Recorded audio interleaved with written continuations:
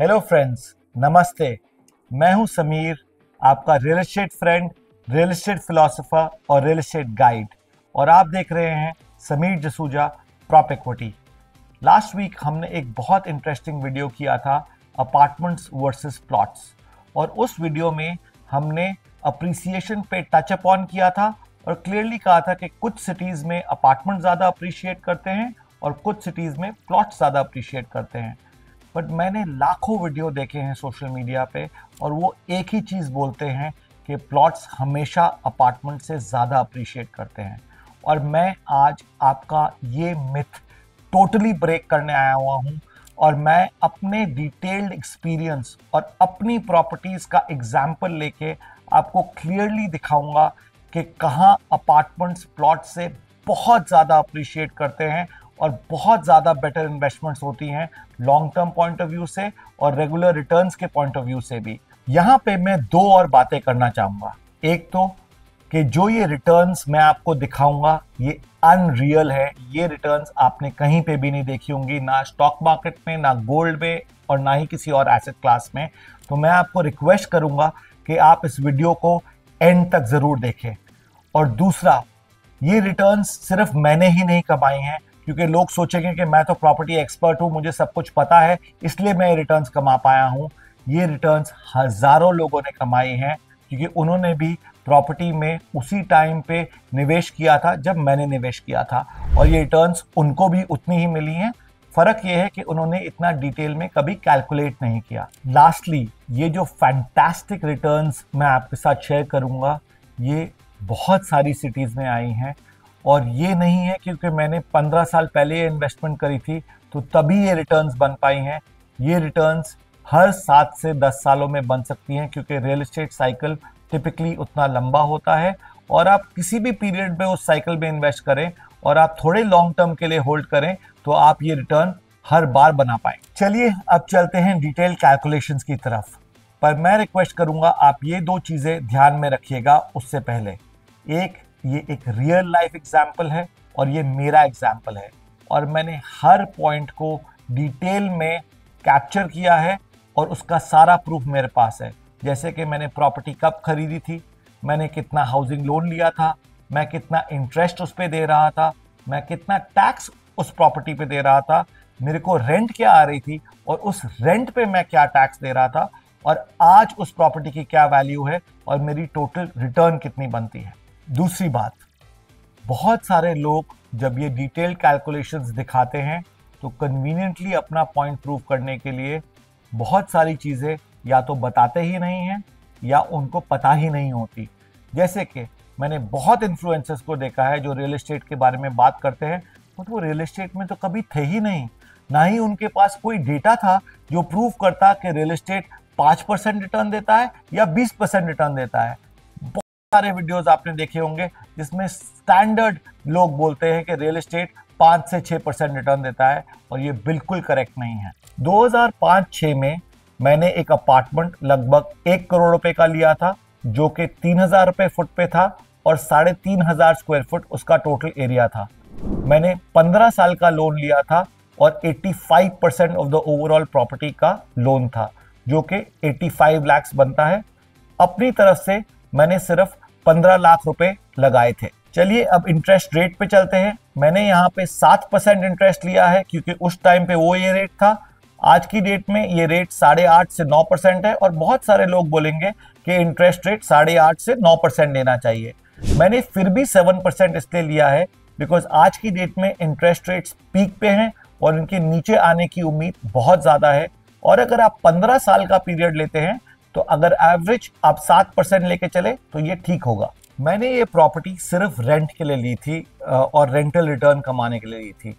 सो जब मैंने ये प्रॉपर्टी पहली बार रेंट की तो आप मानेंगे नहीं, मेरे पास 3 टेनेंट थे वो प्रॉपर्टी लेने के लिए जब ये प्रॉपर्टी तैयार भी नहीं हुई थी, और मैंने तब इस प्रॉपर्टी को 2006 में 80,000 रुपये महीने पे रेंट किया था। पर इस एक्सेल में मैंने उसका सिर्फ 62,000 रुपीज़ लिया है, क्योंकि तब डिमांड बहुत ज़्यादा थी और ज़रूरी नहीं है कि हर टाइम उतनी ज़्यादा डिमांड हो। 7% का इंक्रीज मैंने सालाना लिया है, और 2022 में इसकी रेंट 1,60,000 तक आ जाती है।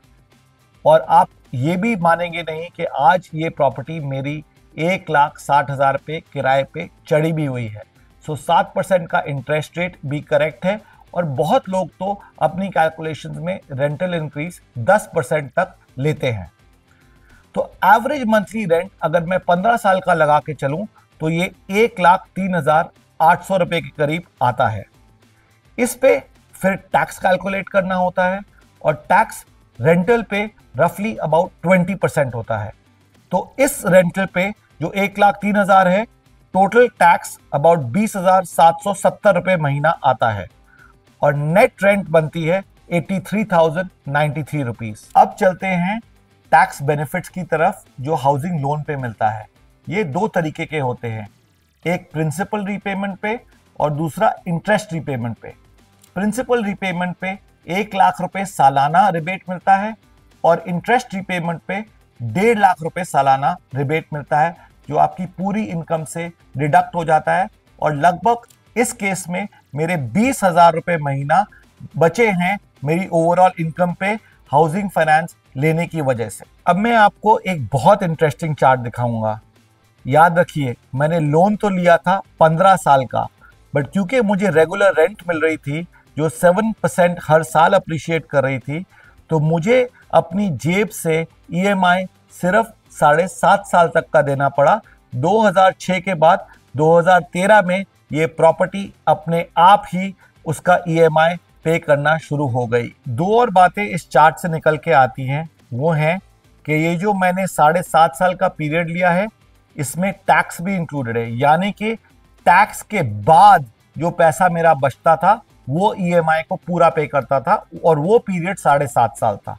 दूसरी बात, अगर आप मेरा एवरेज 15 साल का रेंटल रिटर्न पकड़े जो 1,03,000 था, तो 7.5 साल के बाद हर महीने मुझे ये प्रॉपर्टी ने ईएमआई देने के बावजूद मेरी जेब में 25,000 रुपए महीना हर महीने एक्स्ट्रा दिए हैं। चलिए मैं आपको एक और बहुत इंटरेस्टिंग बात बताता हूं कि अभी मैंने प्रॉपर्टी बेची भी नहीं है और अभी हमने उसकी मार्केट वैल्यू भी नहीं डिस्कस करी है, पर इन 15 सालों में मैंने टोटल सिर्फ 23,40,000 रुपए लगाए थे, जो कि 15 लाख रुपए, और जब मेरा ईएमआई हायर था मेरी रेंट से, वो टोटल 8 लाख रुपए था।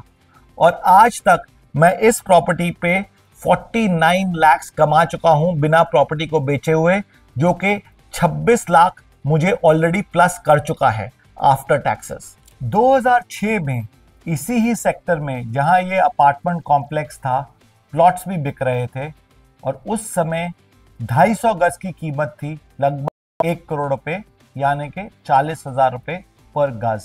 अब इस प्लॉट को खरीदने के लिए आपको अपनी जेब से 50 लाख रुपए लगाने पड़ते हैं, क्योंकि बैंक सिर्फ 50% ही मैक्सिमम प्लॉट्स पे फाइनेंस देता है।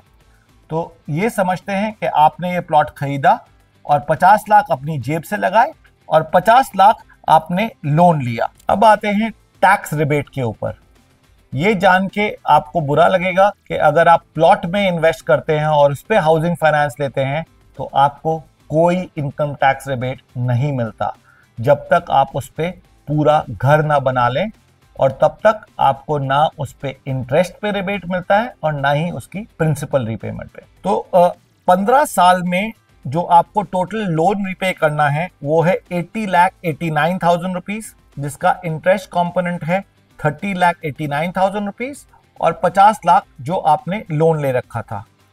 इसमें हमने प्रोटेक्शन कॉस्ट भी जोड़ी है, जो वो कॉस्ट है जो एक जरूरी कॉस्ट है अपने लैंड को अपने पास पोजेशन में रखने के लिए।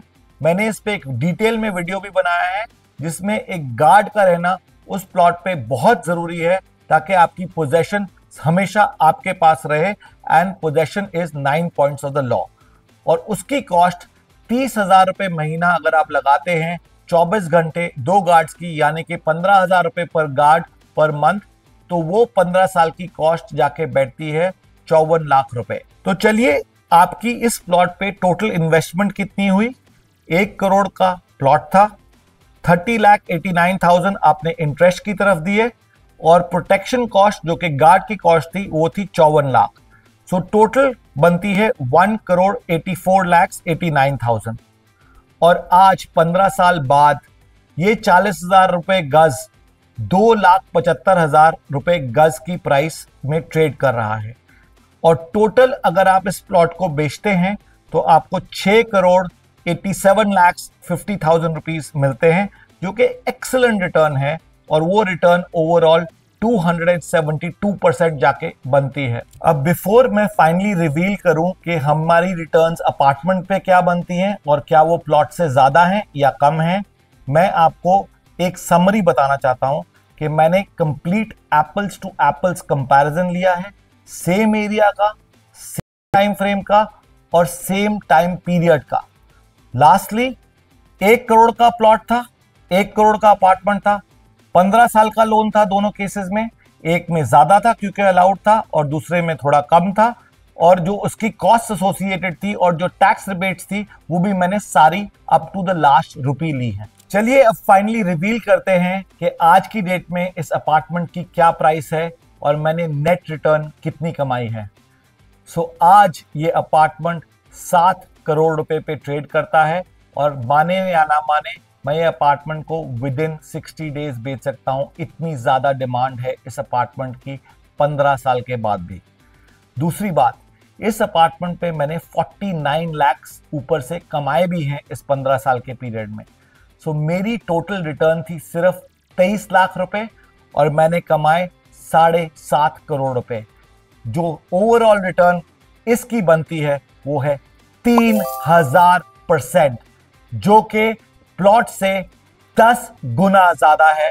प्लॉट में मेरी रिटर्न आ रही थी 272% और अपार्टमेंट में मेरी रिटर्न आ रही है 3000%।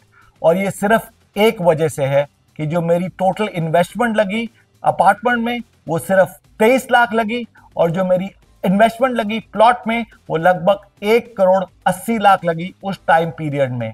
मैं लेवरेज को एंजॉय कर पाया जो मुझे हाउसिंग फाइनेंस से मिला और मैं एक रेंटल रिटर्न कमा पाया उसी प्रॉपर्टी पे, जिसने मेरी रिटर्न्स एब्सोल्युटली अनबिलीवेबल और एब्सोल्युटली फैंटास्टिक कर दी। यहां पे मैं आपको एक और बात बताना चाहता हूं कि मैंने इससे भी ज्यादा रिटर्न एक और सिटी में कमाई जो सब जानते हैं, मुंबई। और वहां पे मैंने एक अफोर्डेबल अपार्टमेंट खरीदा था जहां पे 15 साल में इससे भी ज्यादा रिटर्न बनी है। ये बात मैं इसलिए बता रहा हूं आपको क्योंकि ये सिर्फ गुड़गांव का फिनोमेना नहीं है, क्योंकि सब लोग सोचते हैं कि गुड़गांव बहुत ज्यादा अप्रिशिएट किया है इंडिया में और वो सबसे ज्यादा अप्रिशिएटिंग सिटी है इंडिया की। ऐसी बात बिल्कुल सच नहीं है, और भी सिटीज में ऐसी अपॉर्चुनिटीज मिलती रहती हैं और इसीलिए मैं आपको ये एग्जाम्पल दे रहा हूं। अगर आपको इन दोनों एग्जाम्पल्स की और डिटेल्स चाहिए तो please write to us at www.propequity.in and I will be happy to share all the Excels and spreadsheets with you. हमारा सोल पर्पस है कि आपके रियल एस्टेट के थ्रू मैक्सिमम पैसे बने और हमारे चैनल के थ्रू आपको वो सारी इंफॉर्मेशन मिलती रहे जिससे आप राइट डिसीजंस ले सकें। I would request you also to please share, subscribe and press the bell icon and share it with your friends so that they also benefit. Please be careful of people who put videos that are not accurate or correct. This is Samir signing off.